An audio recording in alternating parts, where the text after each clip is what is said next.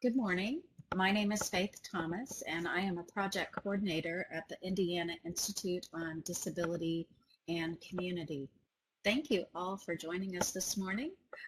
This event was organized by the East Cadre of Transition Leaders, which meets in Muncie, Indiana.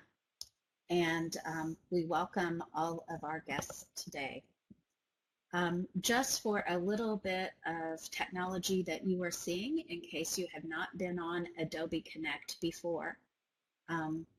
In the area labeled file number 4, you will see that there is a file which is Mr. Markle's PowerPoint presentation. If you click on that file, it should highlight blue, and you would be able to then click the download button to download his PowerPoint to your computer. As he does his presentation, you are going to see he has multiple live links of resources that you may be interested in accessing. So all of your microphones are turned off today, and so if you have any questions, please type those in the chat box on the right-hand side. So I heard good morning. This is Larry Markle. Yes, you did not hear me at all. Well, it's most important that you hear Larry Markle.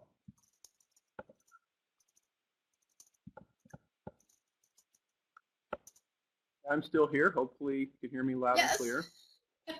I hope so.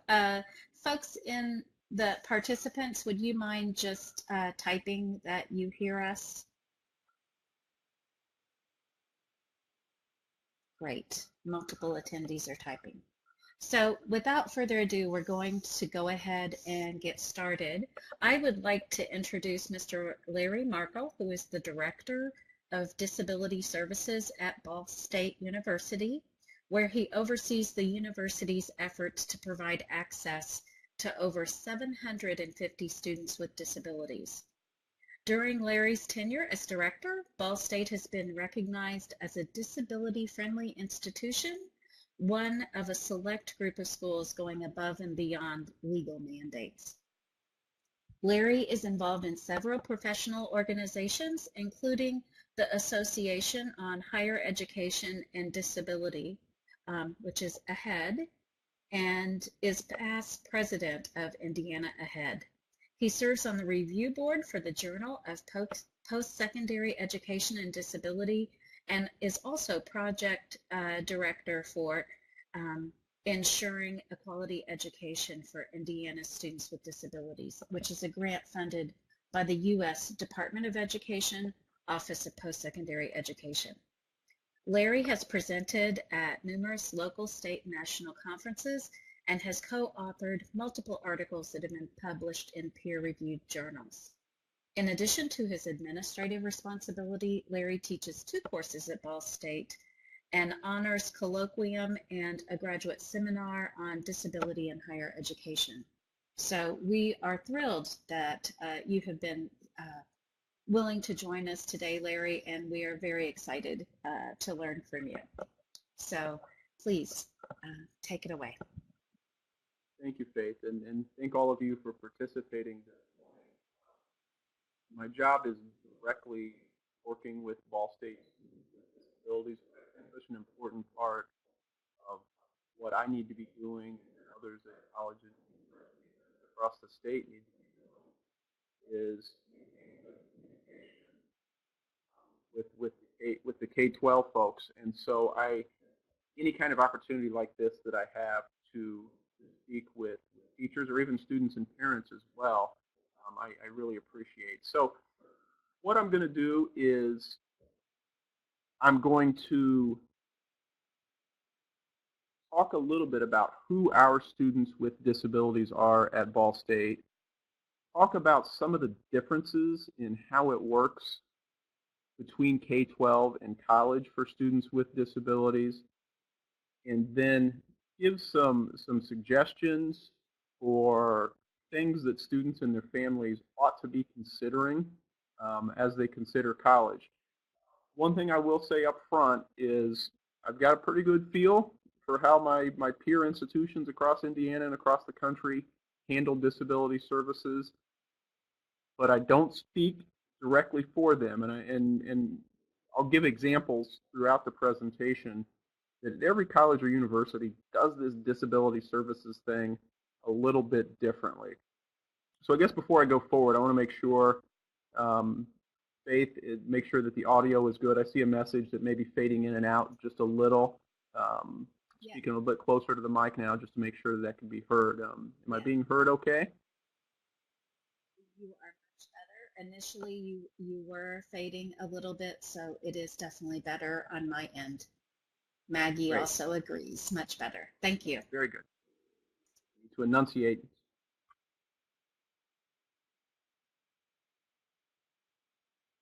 I think it'd be helpful to start with when I say college students with disabilities, who are we talking about?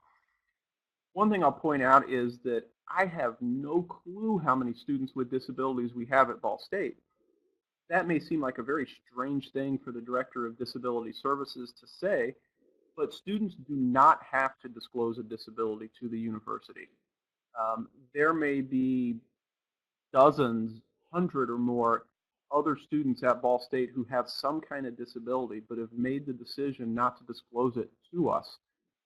In some cases, students tell me they don't like the way disability is handled in K-12. They say a label affixed to them. Everybody knows about it.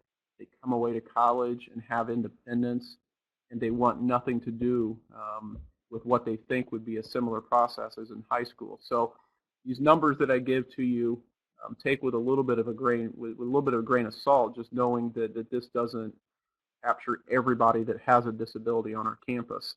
And these are my numbers for the last academic year. And as Faith mentioned in the introduction, we're over 750 students now that have some type of disability. We've had a long history here of having a lot of students with physical disabilities, a very proud, nice history and tradition of accessibility. So we get more students at Ball State who have physical disabilities, wheelchair users. We have a good population of students who are blind, visually impaired, deaf, hard of hearing. But the great majority of our students with disabilities are those that have non-apparent disabilities. Um, ADHD and learning disabilities are by far and away the biggest category of students with disabilities here.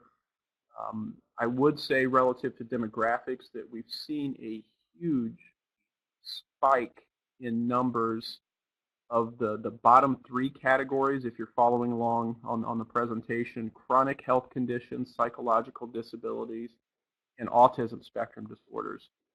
I started doing this work in 2000, and I think we had one student on our files then that's on the spectrum. And as you can see, the number here is 38, and my goodness, there's so many more now this year than 38 as well. Psychological disabilities has really increased. Probably a day doesn't come by where a new student doesn't stop in my office to indicate some type of anxiety disorder, depression, etc. And so I think you all, I'm sure, are aware of this as well. Just the number of college students and younger who are experiencing serious mental health issues is really increasing. And then the other category that I mentioned, chronic health conditions, um, epilepsy, diabetes, fibromyalgia, different things like that. And again, more and more students are coming forward with those types of disabilities and seeking services from us. And at any point during this, if a question comes up about something that I've said, please feel free to type that in, and then Faith will prompt me to address the question that you have. But that's essentially the profile of students with disabilities here. I would say it's probably fairly similar, the percentages at most higher education institutions. Again, with Ball State being a bit of an outlier in terms of the number of students with physical disabilities. IUPUI, for example, has a larger number of students who are deaf than other institutions. So occasionally there'll be outliers, but generally speaking, um, we've seen in higher education over the last 10 to 15 years a real increase in those with non-apparent disabilities.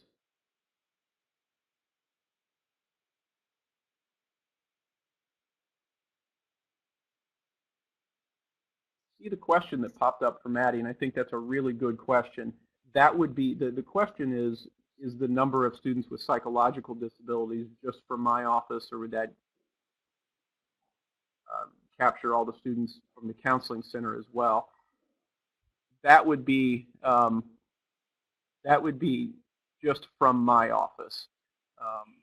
Not everybody that uses services from the counseling center would necessarily have a disability, but if our counseling center, in meeting with a student, would determine that that student's anxiety has really risen to the level where it's interfering with some of that student's work here, then the counseling center would write up some documentation and send to us.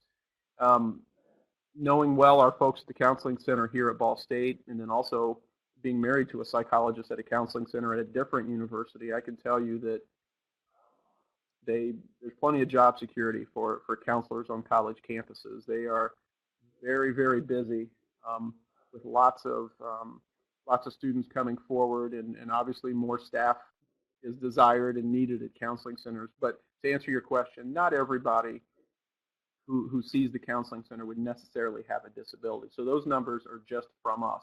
And there's still, unfortunately, a stigma regarding mental health.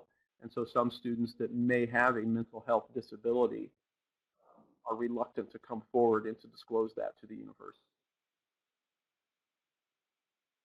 So we talk a lot in this today about the transition into college for students with disabilities. And I don't think I'm telling you anything that you all don't know here. And I'm not going to talk too much about the K-12 approach because you all know a lot more about that than I do. But the transition into college in many cases can be difficult, more difficult for students with disabilities.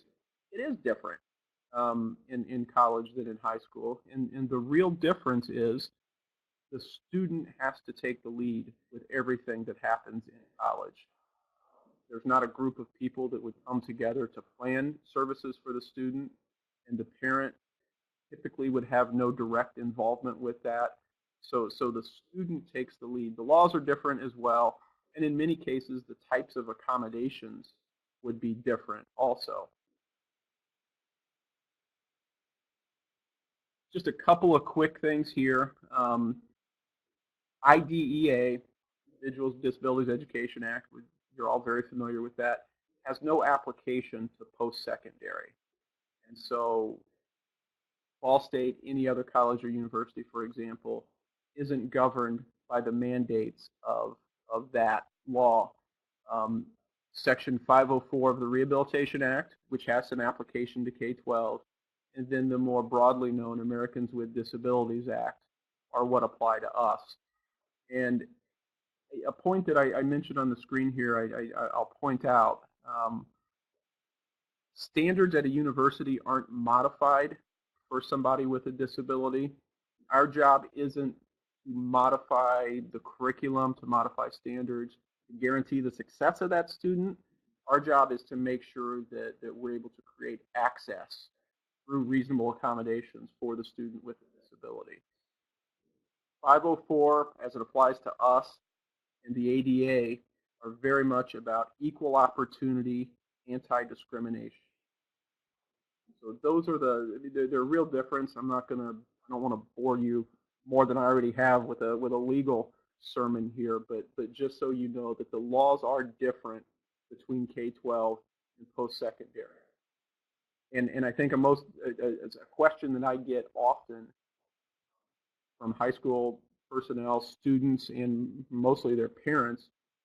The IEP doesn't, or a 504 plan doesn't directly transfer into college. It isn't applicable in college. Those are strictly K-12 documents.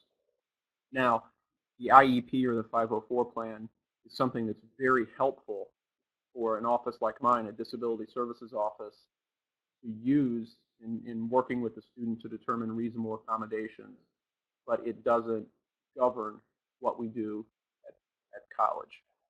And so what's on the screen now is this nice chart, which I wish I could claim credit for. Um, it's out of a text from a few years back that talks about the responsibilities. And the key thing here is in the right-hand column at college, how the student is the one that drives the process. I'm going to pause for just a moment to see if there are questions.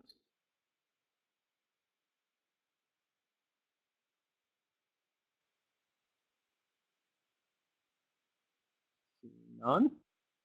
Perhaps you're going to be doing this late. I have a Sure. question. Uh, Maybe it's going to come up now that I see the title of your next slide.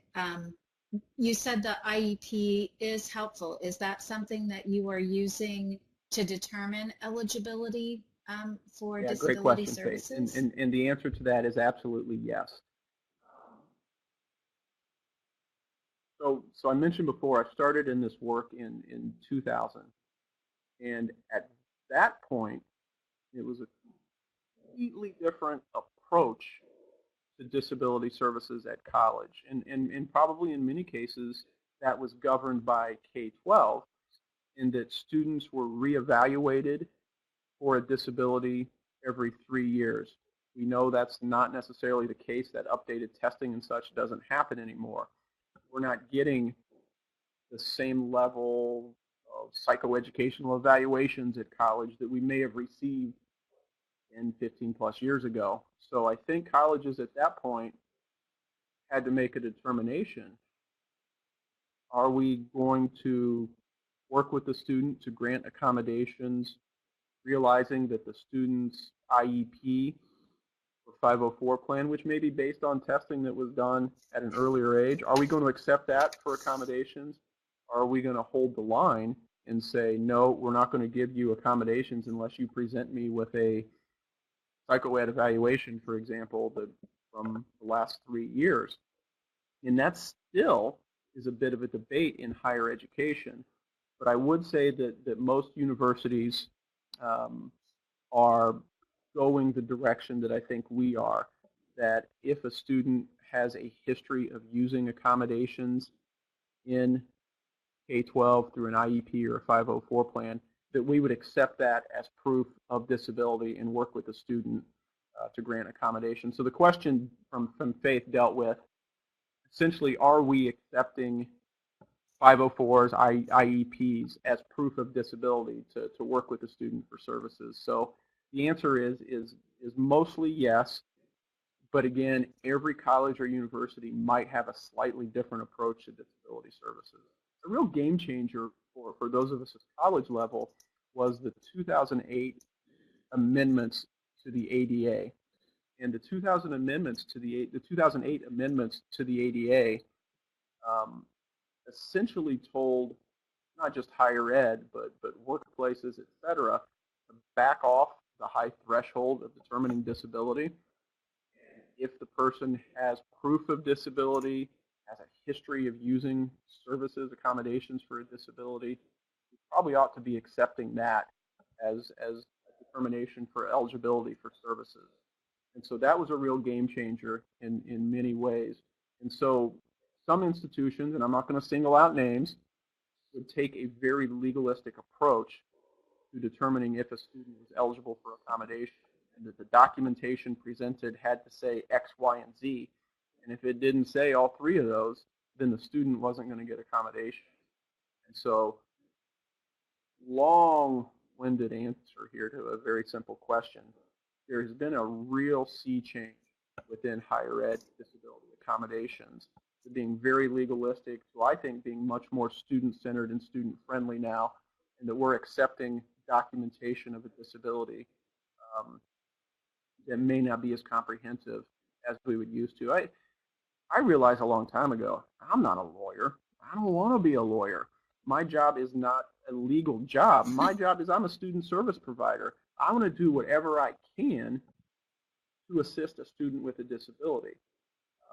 And so yes, we would generally speaking accept the IEP as proof of eligibility for services. Now, if a student is going to be asking for some higher level accommodation requests, for example, maybe getting ahead of myself here a little bit, but hey, we're already there, so let's go with it. If a student were to ask for a substitution of a foreign language requirement, we have some programs on our campus, some academic programs that have a foreign language requirement. I'm going to want to see documentation that describes for me why that would be needed from the student. So oftentimes, that level of depth may not be in a student's IEP. So there might be some situations where I would ask for additional documentation to support the student request. But typically, most students are asking us for extra time on a test or ability to take a test outside of the classroom. The student's IEP or 504 plan is going to suffice for me relative to that. Does that answer your question, Faith? Right. I see that yes, very interesting. I could go on and on. I see Michelle Newman has asked a question. And just to kind of let you know, you were fading out in and out a little bit, so I don't know if it's your positioning. So the question is, are the director? Oh, they're asking if you work directly with VR, or does VR stand alone in doing assessments of the students' needs for accommodations? So what is the level of your collaboration with them? Yeah, and very your good role? question, Michelle. Really two separate entities. We do work directly with VR. I wouldn't say directly. We have a nice relationship with VR.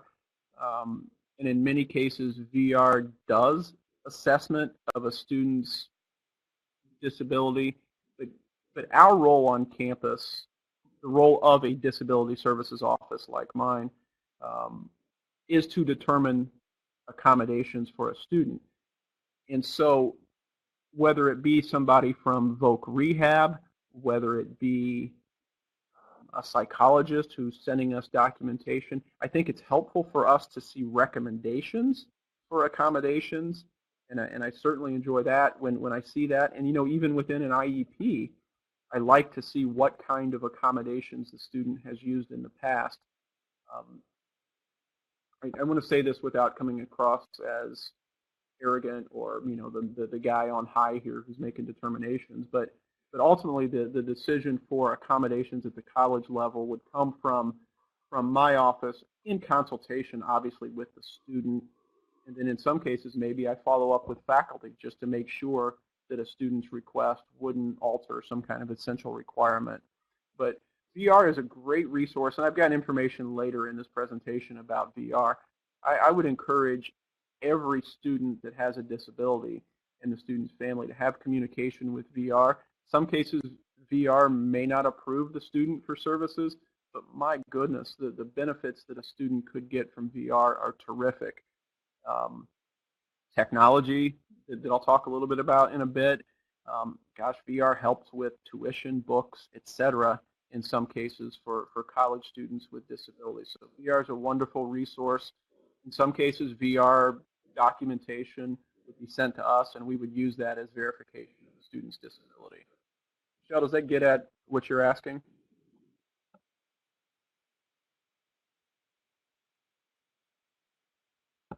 Excuse me. Right. I think I'll go forward a little bit now and talk about just what the process is at college for a student getting services. So disability doesn't factor into the decision to admit or not admit a student. Disability is a neutral factor in the admissions decision. I love it when students come and meet with me, students and their family, maybe the student's junior year or even early senior year of high school before they've been admitted. That's very appropriate. But I don't play a role. Disability doesn't play a role in the admissions decision. So the way we do things at Ball State is when the student gets the letter of admission, congratulations, you've been admitted to Ball State. In that package is a self-disclosure for disability form. It's the first official outreach that we do to students to let them know there's an office that works with students with disabilities, that services and accommodations are available. So the student, or more likely the parent, would fill that form out, send it in to us, and then at that point we follow up to get the appropriate verification of disability. And then we have at Ball State, and again, every school is going to do this a little bit differently.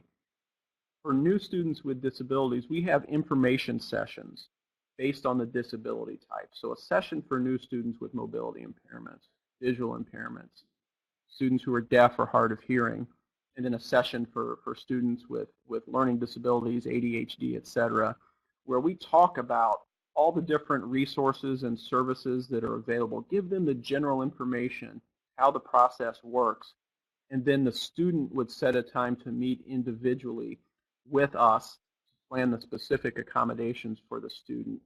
So I think we do a pretty good job initially of hand-holding's too strong of a term, but making sure the student knows the process. And prior to the student starting classes, I send all the information to the student's home address because I look at parents. Parents can be allies with us in making sure that the student comes to those meetings with us to get the accommodations. So then if the student does need accommodations, and I'll talk in a minute about the types of accommodations, the student would request a letter from us that the student would then give to her, to his instructors, that would outline the accommodations. I don't contact professors in advance. The only time I would contact a faculty member in advance about a student with a disability in the class is maybe if the student is deaf and there's going to be sign language interpreters. I think it's a nice thing for us to let the professor know that there will be these extra folks in class. But otherwise, I'm a big believer that I don't want to disclose somebody else's disability. And I want the student to have a conversation with the faculty members about the accommodations. Now, if I put an accommodation in that letter, the student's going to get the accommodation. The student doesn't have to bargain with the faculty member to get the accommodation. But let's say it's extra testing time, or maybe a separate testing location. I want the student and faculty member to have a discussion about how that test is going to happen. Maybe the professor says, you know, Larry, come on up to my office. You could take the test there. That's great. I mean, we have a separate testing center as well that if the student and teacher need another location. But I really want the student to take the lead in the process, and it starts with that letter from us to give to the instructors. So let me, and then they basically repeat the process in ensuing semesters. We keep students, we try to meet with students at least once a semester. I want to touch base with all the students using accommodations. Oftentimes it's more than once for many students, but we at least want to touch base at least once. And I have a graduate assistant that I have that does multiple outreaches, especially to first-year students. Meet with them a few different times just to make sure that they're on track, make sure they understand how to use the services and then other resources that are available on campus. So I've got on the screen now just some things that are considered appropriate accommodations at college. So I've got a question here. I'm going to come back and address that now. If a student does not want to use accommodations, there's no reason the student would need to disclose the disability to each professor. However, if there are accommodations that the student needs, the student would take a letter from us and give to the teacher. I think it's always important that students do this early, but there are some students who tell me, Larry, I want to see if I can try this without accommodations first. And then they ask, is it okay if after the first test I decide to use accommodations? Absolutely. Even though it's best if students disclose that disability, like I mentioned before, prior to classes beginning through that self-disclosure form. I mean, there are some students who wait until their final semester senior year to do that. So students can disclose and start using accommodations at any point.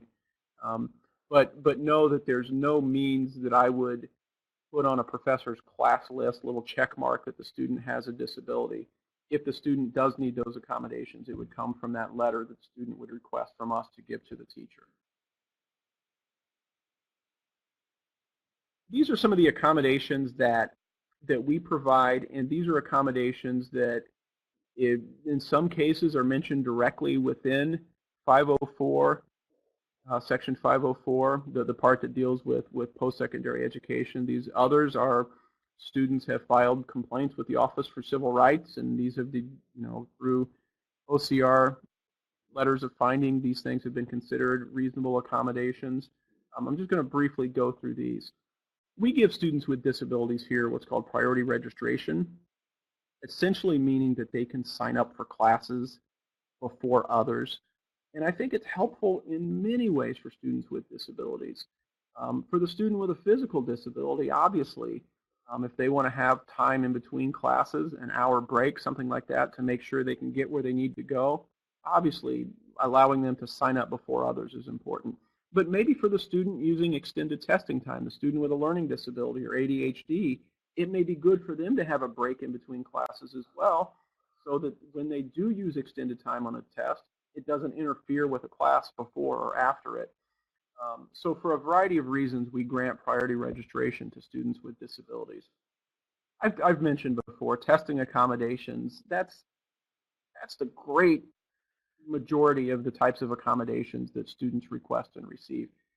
Typically speaking, 50% more time is the standard. So if it's an hour test, the student would get an hour and a half. However, we have some students that use double time on an exam. I would say that I hear from students that they want unlimited time for exams, and I just don't think that's reasonable, and that's not something that we would ever sign off on. Typically, double time is sufficient. I can't think of situations where a student has needed more than double time. Sadly, I think in many cases, the college classroom can be the worst place in the world to take an exam with all the distractions and the anxiety that's already there.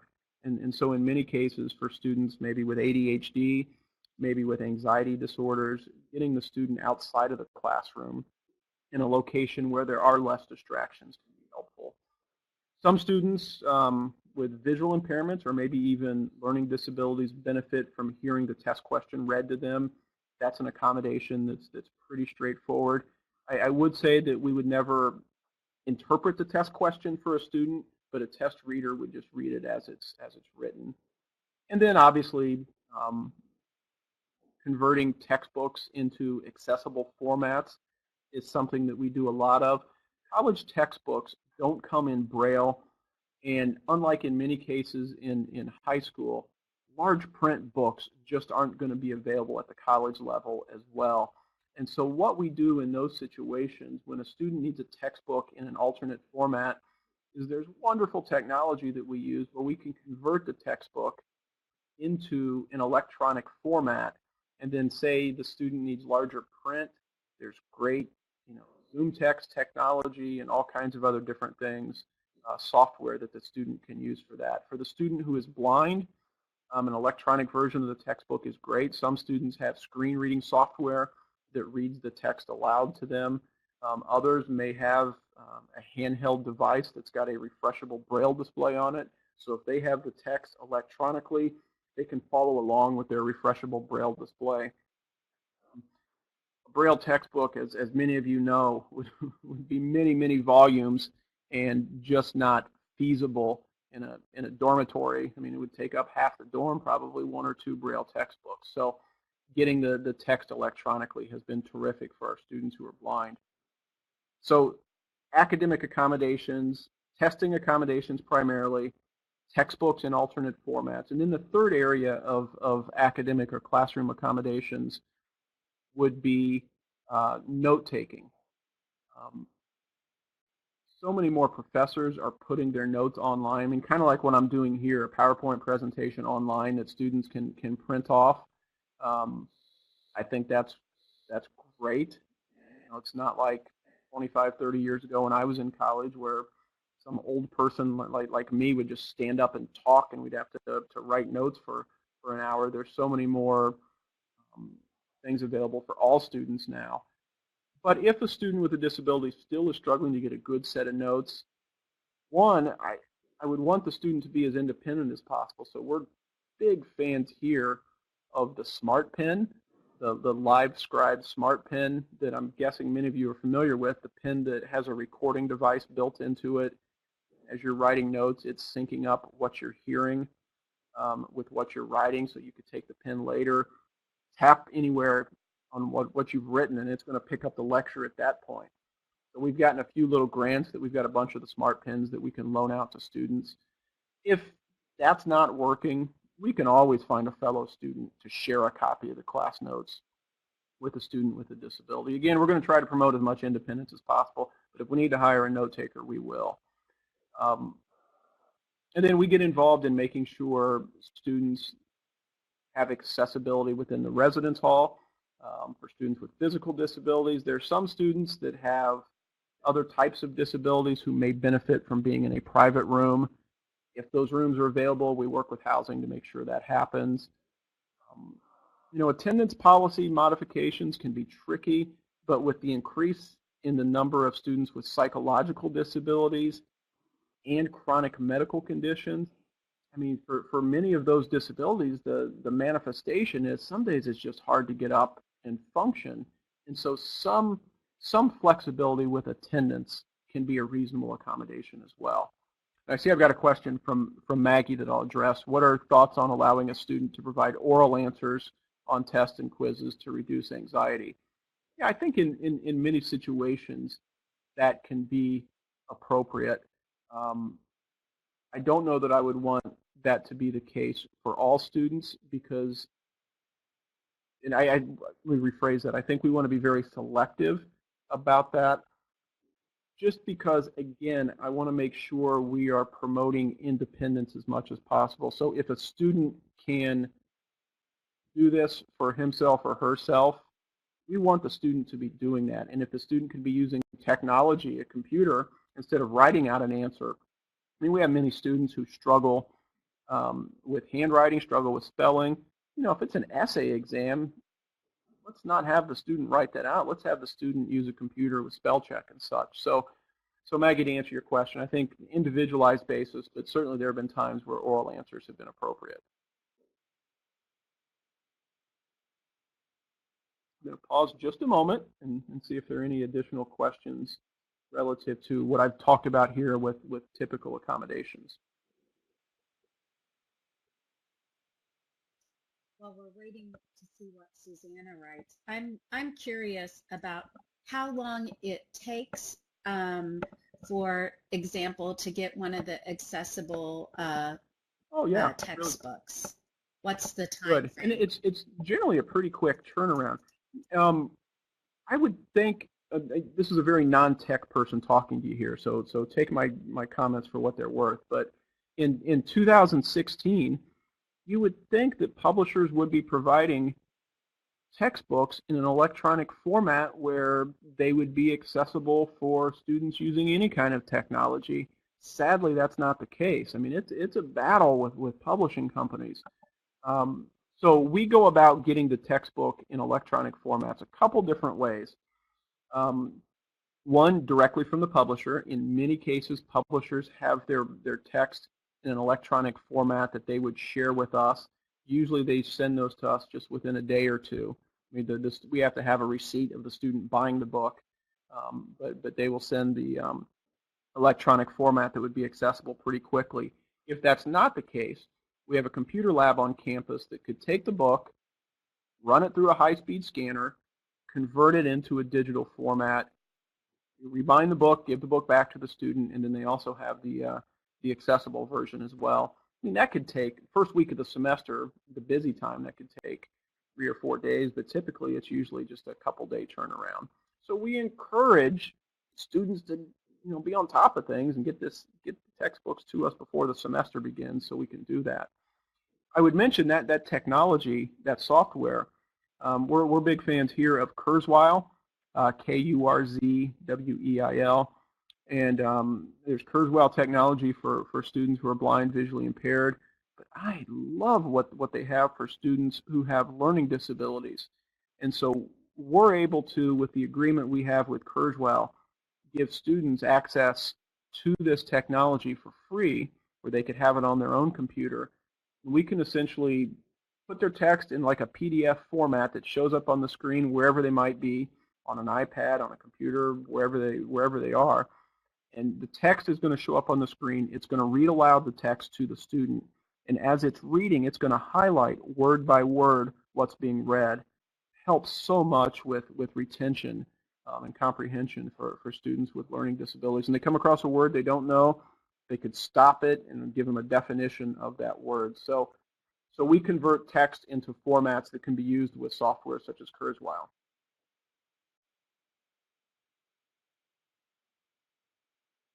I'll quickly touch on some things that probably would not be considered reasonable accommodations at college. And the reason I mention these particular accommodations is because I hear from prospective students a lot that they're receiving accommodations like this.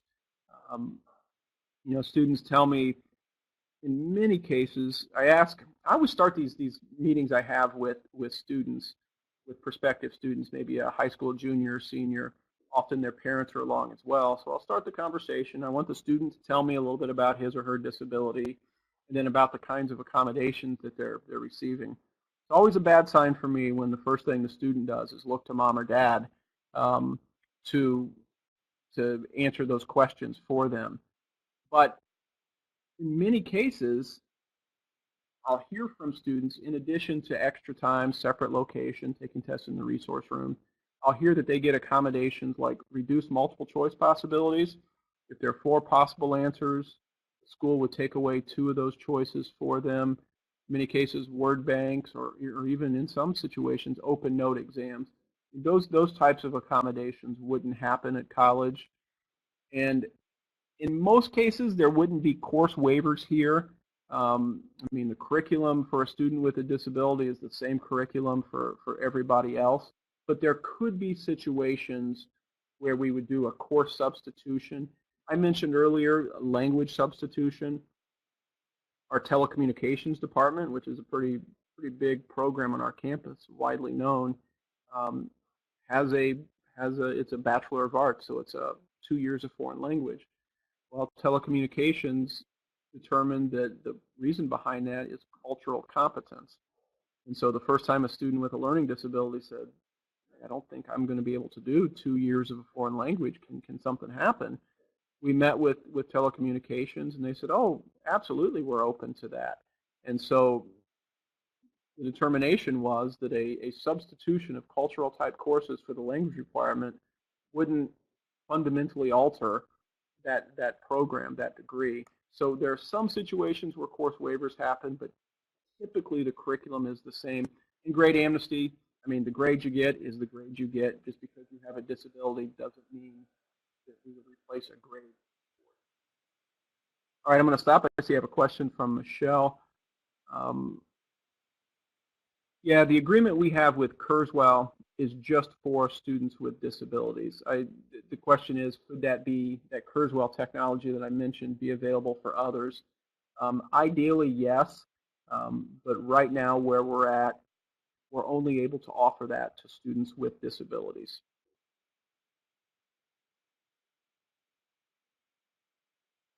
I see I have a couple of others typing, so I'm going to pause for just a moment. Yeah, Ann points out that IU allows students to take sign language instead of a foreign language. That's terrific. Many institutions do that. We would offer the same. We just don't have as many sign language classes taught here. But if a student is approved for that language substitution, if sign language is something they're interested in, we would connect them with the director of the special education department, whose department oversees deaf education, where the ASL classes are taught here. Yeah, that's terrific, and many institutions do that.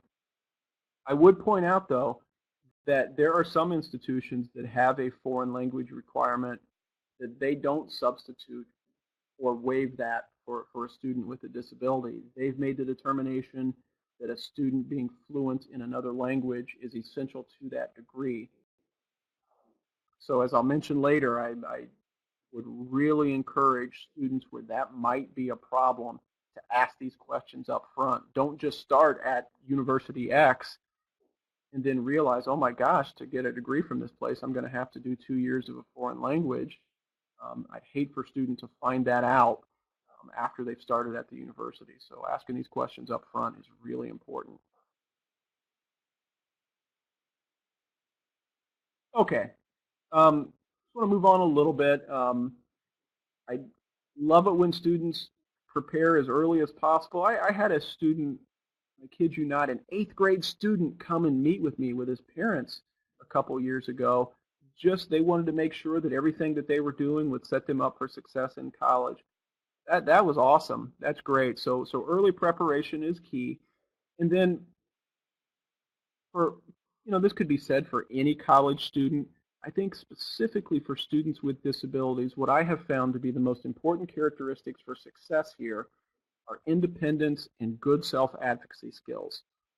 Again, this probably is not a surprise to any of you, and you would say the same regarding high school students, but independence, meaning the student is able to do things for himself or herself and not always relying upon somebody else to do things for them. And being a good self-advocate, if there is a need or concern, not just assuming that people would know about it, but bringing those concerns forward. Something else I think is important is these good study skills. Again, the student comes to college. There's not going to be someone walking around with the student, making sure the student is studying, doing all these different types of things. Mom and dad, I'm guessing, are calling and texting on a regular basis to make sure they're doing that. But the student has to take ownership. So good organizational skills, good note-taking skills, reading a textbook, and test preparation skills are so important. It is a huge jump for any student coming to college. You all remember things are, you have to go to different buildings for class. I remember a few years ago I had a student and parent visit, and the mom, who, the family, this student would have been the first one going to college, was just flabbergasted that the student would have to go to different buildings for his classes, and then everything wouldn't be in the building in which he lived. College is different. The approach to college, not just the physical layout, but studying is so different. And students are used to being in one building in all the way through K-12, roughly from 8 to 3 every day. I know, give or take a little bit. And they come to college, and they may have 15 credit hours, which means they're only in class for 15 hours a week. That's a lot of free time. So that's great. We can get all the studying done, sure, but there's so many other distractions, as you all know, on a college campus. And so time management skills are so important. And along those lines, independent living skills. I've been asked before by parents who's going to wake my student up for class each day. And depending upon my mood, my answer might be, well, let's start with a process of elimination on that as to who's not going to do it, and it begins with me. I suggest alarm clock would be a good place to start. So the student is going to need to be independent in these areas. Medication is important too. The university would have no role in the student's medications at all. And so the student, we wouldn't be dispensing medication or keeping medication for a student. Well, we have a lot of students who are taking many medications and oftentimes very expensive medications. And so I encourage students, get some kind of lockbox where you can lock up your medications within your room so that other people aren't trying to take those. And then, of course, laundry money, etc. Students. Independent living skills are important for any college student. Talk just a minute about self-advocacy skills. I want the student to be able to describe his or her disability. I mentioned before in pre-admission visits how it's troubling to me when I ask the student, describe for me the nature of your disability, and I see a puzzled look on the student's face, and they look over to mom or dad to answer that question. The student really needs to be able to understand the nature of the disability, and probably more so the functional limitations of that disability, how it impacts him or her. And that's always my second question, is tell me how your disability affects you in school. And so it's important that the student do that. The student here is not going to have to tell his professor about the nature of the disability, but at least being comfortable talking to the teacher to give that letter of accommodation from us. Student's going to have to be able to do that. So, a good level of understanding from the student about himself, herself, and the types of accommodations used is so important. Let me stop for just a moment and take questions. I take a drink to throat and just see if there are questions or comments about anything that I've said to this point.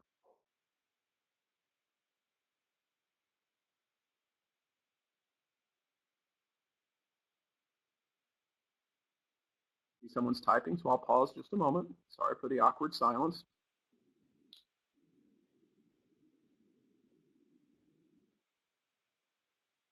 No?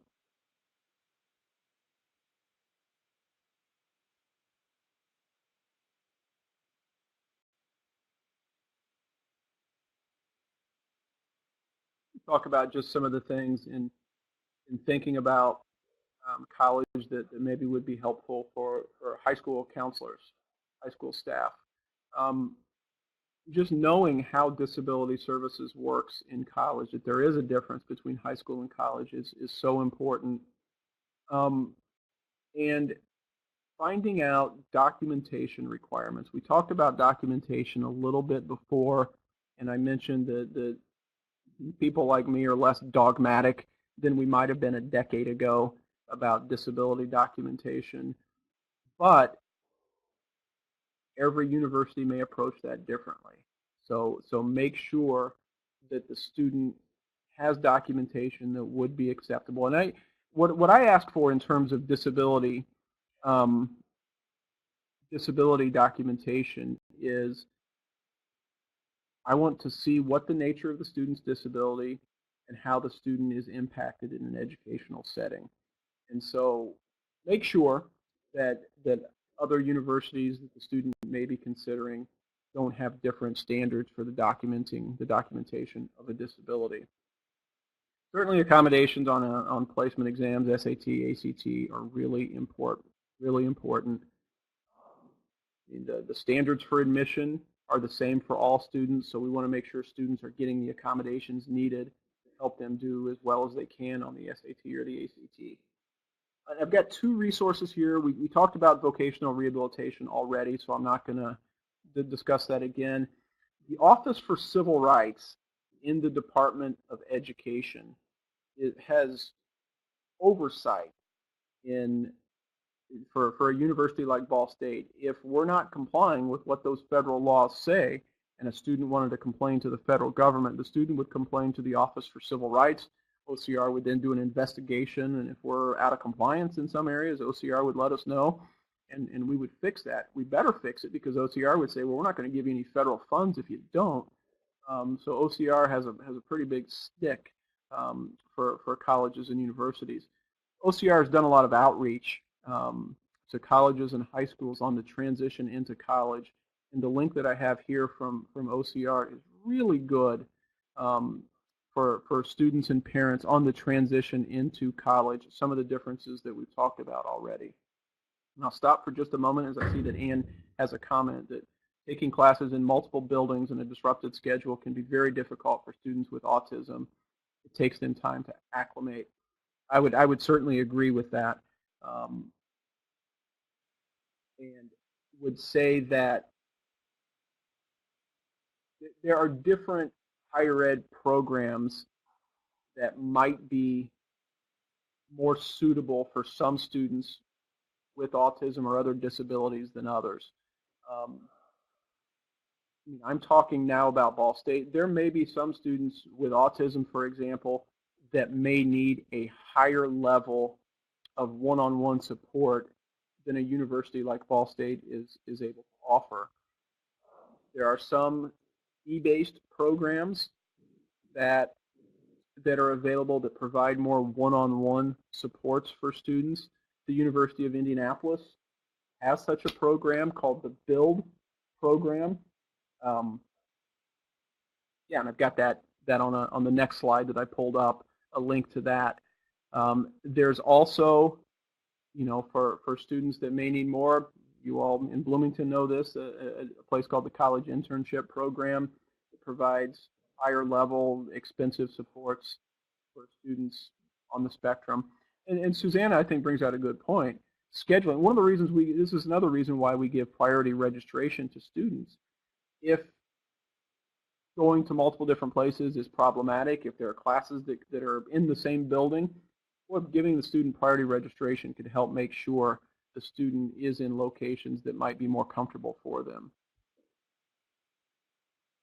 I was just curious if a part of freshman orientation programs, if they offer any additional supports or additional activities to assist students in acclimating to the college Yeah, campus. definitely. The way Ball State does freshman orientation is for all students on campus, students with and without disabilities. And my my belief is I don't like to segregate students with disabilities. I don't want to have a separate orientation program for students with disabilities. I want them getting the same information and being part of the orientation program that everybody else on campus receives. So we have a freshman orientation program that's during the month of June. It's a 2-day program for students and parents that is very hands-on, acclimating students to campus and all the different resources on campus. And then for all students during what's called Welcome Week, the first week of the fall semester, there's very specific programming for freshmen to acclimate them to campus and the resources, and people walk around with them to make sure they know where their classes are and different things like that. So yeah, very, very good supports for new students to make sure they get that acclimation to the campus. I've got a slide up here, choosing the right college, and I mentioned some of those additional support programs that might be available. I know Vincennes, as a 2-year school, has a fee-based program as well. And again, I don't make the claim that Ball State is the be-all, end-all for all students with disabilities. That's absolutely not the case, and I want students with disabilities to come here, but I tell students and their families, I don't get paid by the head. I'm not going to do a hard sell for you to come to Ball State. You've got to find the right program for you. And for some students, the 4-year school, the big 4-year public institution, an IU, a Ball State, or Purdue. Well, Purdue and IU are quite a bit bigger, but maybe terrific. But for some students, just the size of the institution may be more than they're comfortable doing. Private colleges, smaller schools, in many cases, much more one-on-one for all students, more private supports for them. That could be terrific, but some private schools may not have all of the resources that a larger institution, a 4-year public school, may have. I'm a big fan of community college. I have to be careful when saying this sometimes, but I don't think starting at Ball State is the right thing for some students. The student's goal may be the Ball State degree, but maybe starting at an Ivy Tech would be best for some students. One, it's cheaper, and two, there's 2 parts to coming to a place like Ball State, a residential school. Sure, there's the college academic work, but there's also the independent living. For some students, it may not be best to start both of those at the same time. Maybe they go to an Ivy Tech initially, get used to being a college student, the academic work, and then after a year or two, take that step and go to a residential school. And the great thing is they have all these hours they're going to transfer in. And Ball State, and I'm certain other schools do as well, have an agreement with Ivy Tech. So if a student is not initially admitted to Ball State, we have this program with Ivy Tech called the Connect program, where the student can do X number of hours of approved credit at Ivy Tech and then automatically be admissible to Ball State. So community college is a terrific option for many students, including students with disabilities. And then there's those specialized programs like I mentioned before. And so there could be, and Ann's comment about autism led me down this line, but it could be a student on the spectrum, or it could be a student with a learning disability that just needs more individualized support. That's fine. There are such options out there. Pausing for just a moment.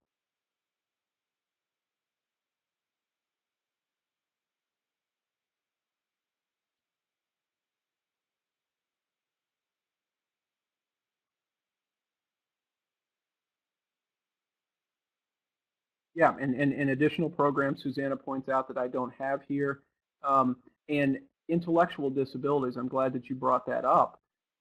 There are programs across the state, across the country, generally speaking, grant-funded programs that offer a college experience in support services for students that may not be admissible to a university, students with intellectual disabilities. I think that's wonderful, and we're seeing more and more programs like that develop.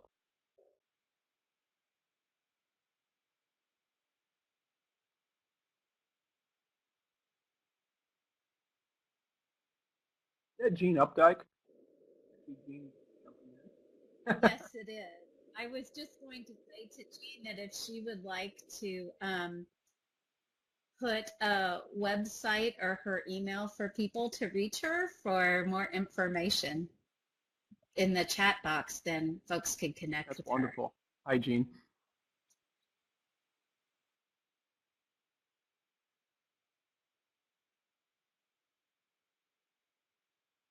Thank you. And I would say, Gene, Gene is I think the point person in this state as to programs for students with intellectual disabilities. So I would encourage you to contact Gene to learn more. Let me just, I'm going to go back to a slide that I jumped over. Um, Ensuring a smooth transition. I say this to students and parents. You know, I would like to think in 2016 that students with disabilities are choosing their college based on the things everybody else chooses a college on. Academic program, boyfriend or girlfriend going there, sports teams, whatever the case might be. I mean, disability is still a consideration in many cases, physical access or other types of programs. And so I can't emphasize enough, meet with the person that does my job at whatever school the student might be considering, and do this early in the process, do it before making a determination of the college the student is going to attend. I think it's so cool when students come to those meetings, like I said before, junior year, early senior year, and they've got a list of questions for me. Great, that's wonderful. Um, but make sure that the student is including the Disability Services Office when they come for an admissions visit on campus. And I've said it a couple times already. The documentation guidelines are really important. Just, I don't want surprises for the student to get admitted and make a determination to go to a university and find out that that university might say that they want more than the student's IEP to give the student those accommodations. And I'll finish my presentation with this and then take any additional questions or comments that you may have. We've done quite a bit of research, I with some faculty colleagues on campus, on retention and graduation rates for students with disabilities. There's just not much out there in terms of research in peer-reviewed journals regarding success rates of students with disabilities at college. And so, proud to say that what we had published was one of the first a few years ago. What was out there previously indicated that students with disabilities wouldn't be retained or graduate at the same levels as others. And retention is such an important thing on college campus, retention rate, primarily year 1 to year 2 retention rate. We know if that matriculating freshman comes back for year 2, there's a good chance that person is going to persist to graduation. So year 1 to year 2 retention rate is so important. And so we found in our research that our students are being retained and graduating at a similar level as students without disabilities. And in fact, some new research that we're going to have published this year shows that over a long period of time, we looked at 10 plus years of data, is that students with disabilities have a higher retention rate than students without disabilities on campus. And at the 6-year mark, when graduation rates are typically determined, we found that students with disabilities have a slightly higher graduation rate at 6 years. At 4 years, it's similar. Students with disabilities are a little bit behind, catch up at 5 years, and then by the 6-year rate, it's a higher graduation rate for students with disabilities, both physical and non-physical disabilities. And students with physical disabilities were higher all throughout than students without disabilities. So I think it's a pretty cool story and shows that there's no reason that the disability would prevent the student in general from getting a college degree. Now, an area of real concern of mine, something that we're working on here at Ball State that I'll tell you about just for a moment here, is what happens after graduation for our students with disabilities. Primarily our students with physical disabilities. There's still a disconnect for that student who's blind, who's a wheelchair user, for example, of finding sustainable employment that is commensurate with their level of education. And so I've been working with some folks in Indianapolis, a very prominent Ball State graduate with a physical disability, a guy named Greg Fehrenbach in Indianapolis, to create internships in Indianapolis, full-time, full-pay internships for our students with physical disabilities, knowing how important these types of internships are for any student to help them gain employment after graduation. So it's been a real neat success over the last couple years. We got a real nice grant here at Ball State to expand that program. So it's something I'm excited about, and I'm hoping that in the next few years we'll take this beyond Ball State. We'll have the ability to work with other different institutions as well as part of this internship program.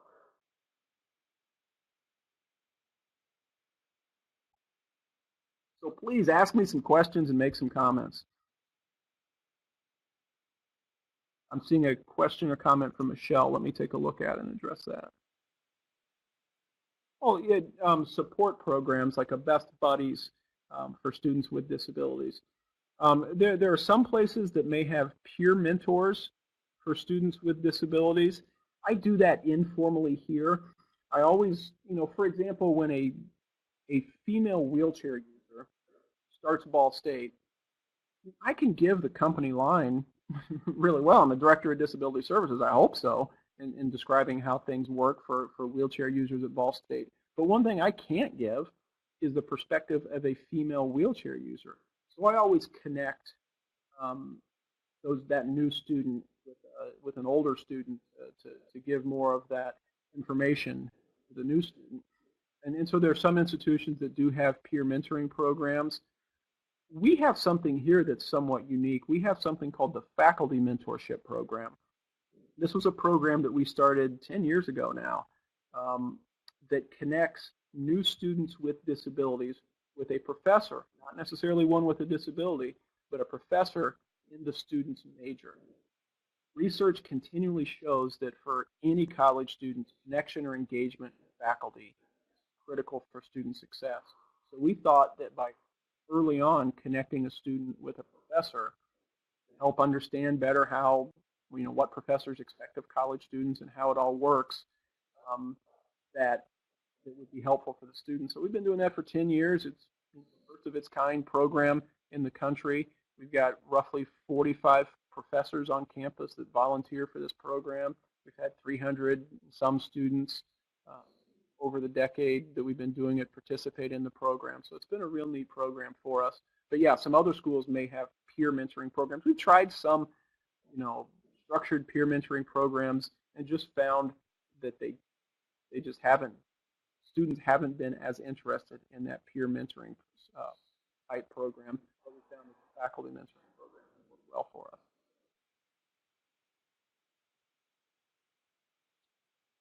Thanks, Larry. You're fading just a tad bit in and out Sorry. during your response. Maddie had a question regarding the student psych evals from high school, and if those are used to determine eligibility for your services, and if so, how Yeah, old that's could such an those be? important question, Maddie. And I would encourage, that's a question that I would ask to every different post-secondary institution that a student may be considering. And so when the student goes for that visit, maybe junior, senior year, ask that question up front. My answer would be, I don't, I'm not as uptight about the date of a student's evaluation. If a student was last evaluated in middle school but has continued to receive accommodations in college, that's going to be reflected in the student's IEP. So for me, that's fine. So I don't know that I'm too concerned about an evaluation being too old. Um, that's one of those things where the old model of disability in higher ed, that was a real consideration, but I don't think it is anymore. It certainly is not for me. Um, now let me state though that many students have to take standardized exams. Education majors have to take, oh my gosh, so many more exams. An exam to get into the education program. These are all state exams. And then a bunch of exams from Pearson before getting licensure. The college doesn't determine who gets those accommodations. It's the agency that administers those exams. And so they may ask for documentation that's more recent. And so in those situations, I would refer the student to some psychologists that do testing. I try to tell students that up front, especially if they're going to be an education major, that, hey, you may need updated evaluation, updated documentation for one of these standardized exams that you're going to have to take. Maddie, does that answer your question?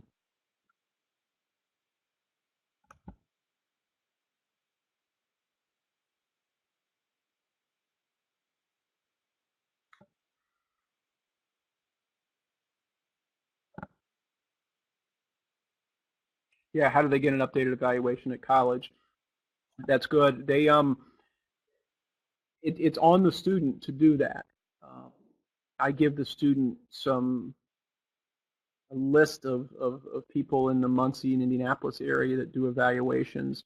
We have a clinic on our campus that trains people to be school psychologists, and so that's one option that a student could go. It's a reduced rate for the evaluation, so I'm very comfortable if a student, referring the student to that clinic for a good evaluation at a reasonable cost. I tend to stay out of how much these things cost.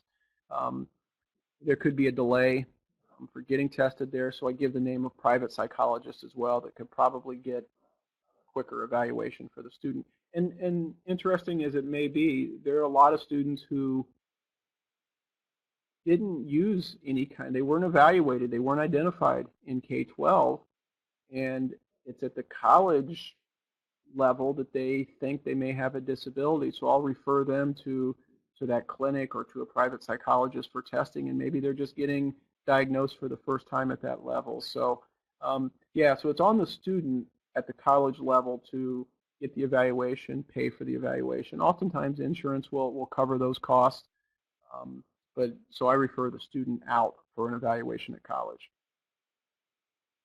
Then Kelly asked about maybe a student that used accommodations in middle school but didn't use them in high school. How would that be handled?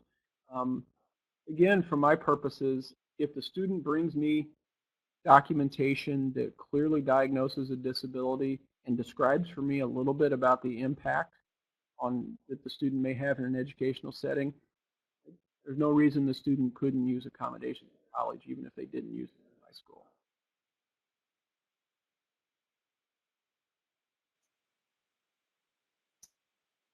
Well, I want to thank you so much, Larry. This presentation has just been incredibly insightful. And thank you so much for taking time out of your day to speak with us. Um, for those of you who are interested, we have recorded this presentation and it will be on our website at some future day and perhaps a Tuesday's tip. So I am sure that everyone is applauding. It has been just a great and insightful presentation, Larry. Okay, thank you so much, and thank you all for your good comments and questions. And if there's any follow-up, my contact information is on there somewhere, so please feel free to give me a call, send me an email.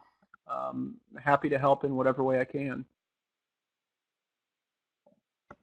Okay, I see that Michelle Newman has her hand raised. So I don't know, Michelle, if you have another question, would you mind typing that?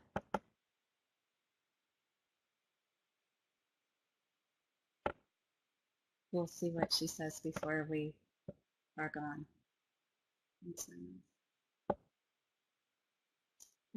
Oh, it was the applause Thank button. you. So yes, thank, thank you so much. Everyone have a great Friday and a good weekend. Thank you all. And thank you again, Larry. Bye-bye.